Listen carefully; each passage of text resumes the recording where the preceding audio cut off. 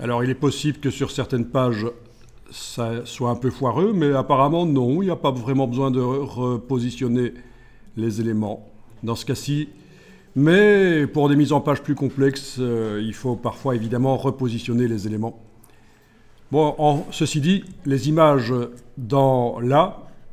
sur la page 2, les images sont restées pile poil au bon endroit. Pour une bonne raison, c'est parce qu'en fait, elles sont posées sur un paragraphe.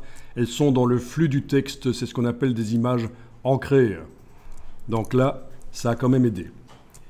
On a d'autres images qui ne sont pas ancrées, comme celle-là sur la page 3. C'est une image flottante en habillage de texte. C'est une autre manière de positionner les images. Ça n'a pas un grand intérêt par rapport au système des images ancrées, c'est moins bien parce que si le texte bouge, si on ajoute du texte, qu'on en enlève, forcément il va bouger dans la colonne et l'image, elle va rester à cet endroit-là. L'image ici, elle était comme ça, elle collait.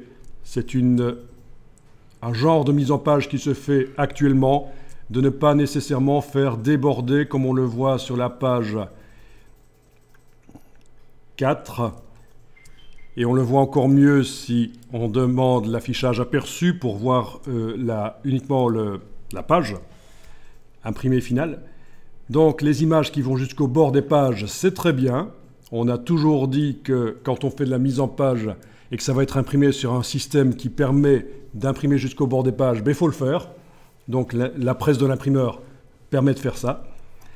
Mais pour donner un côté professionnel. Mais il se trouve que de plus en plus, on a ce qu'on a là sur la page 3, des mises en page où on laisse vraiment un bord blanc, la marge de 12,7 mm, on la voit dans la mise en page au final.